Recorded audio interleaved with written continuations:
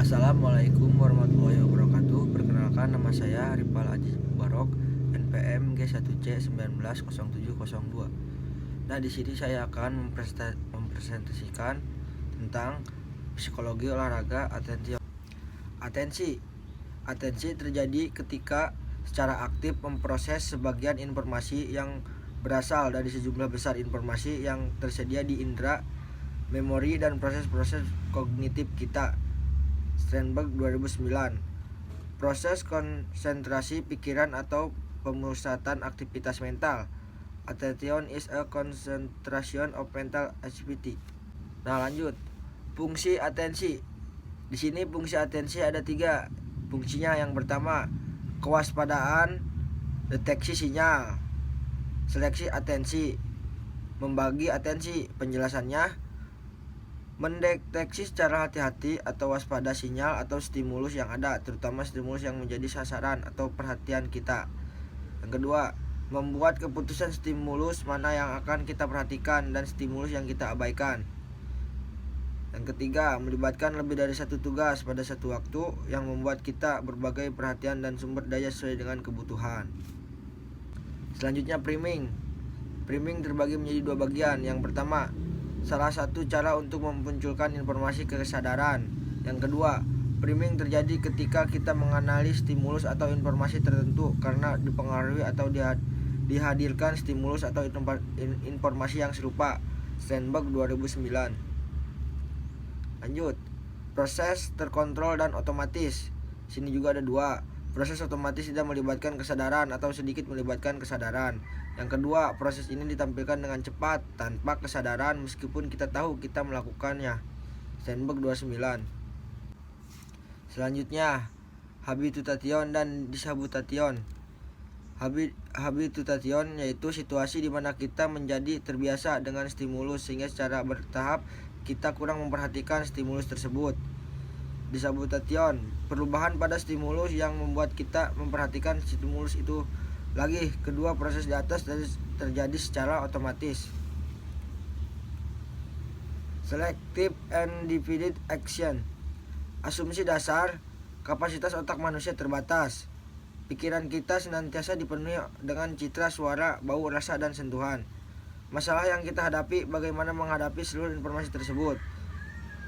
Lebih lanjut, kita ingin menghindari agar otak tidak overload dengan informasi tersebut. Selective dan divided action, pengalaman sehari-hari dalam memfokuskan perhatian pada suatu aktivitas khusus dari aktivitas yang lain, dikenal dengan fenomena cocktail party. Pada saat di keramaian, kita mendapati diri kita tertarik pada salah satu kelompok dan satu percakapan, sementara percakapan yang lain tidak terdengar. Lanjut, teori selective action. Nah, di sini ada 3 pendekatan teori penyaringan atau seleksi informasi. Yang pertama, seleksi awal. Yang kedua, atenuasi. Yang ketiga, seleksi akhir.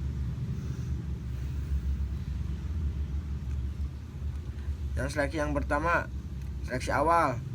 Bird model. Bird model adalah kita memfilter atau menyaring informasi saat informasi tersebut diterima atau teregistrasi di bagian sensoris. Berbagai stimulus dapat mencapai tahapan penyaringan di bagian sensoris, namun hanya satu informasi yang lolos penyaringan untuk kemudian diproses menjadi persepsi. Informasi bisa dibedakan atau disaring berdasarkan karakteristik sifat fisiknya, namun tidak secara kontennya. Treatment model. Yang pertama, informasi yang terdeteksi di register disaring melalui mekanisme pelemahan, atenuasi. Yang kedua, informasi-informasi yang dilemahkan atau dikurangi terutama adalah informasi-informasi yang dianggap kurang penting. Yang ketiga, informasi yang dianggap signifikan diproses lebih lanjut.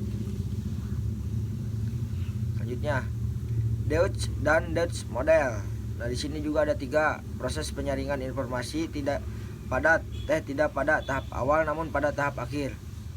Proses penyaringan terjadi setelah ada analisis konsep dan persepsi. Yang terakhir, jika informasi di persepsi penting, maka informasi tersebut akan diperhatikan dan direspon, sedangkan bila informasi tidak dianggap penting, maka informasi tersebut akan tidak ditanggapi. Membagi perhatian, di sini juga ada 3. Yang pertama, manusia mempunyai kemampuan untuk membagi perhatian pada lebih dari satu aktivitas pada saat yang sama. Yang kedua, misalnya kita dapat mengemudikan kendaraan sambil berbicara dengan seseorang atau sambil menerima telepon. Yang terakhir, sifat perhatian lebih lanjut adalah voluntary dan involuntary. Membagi perhatian voluntary adalah saat kita dengan sengaja berusaha mengalihkan perhatian kita.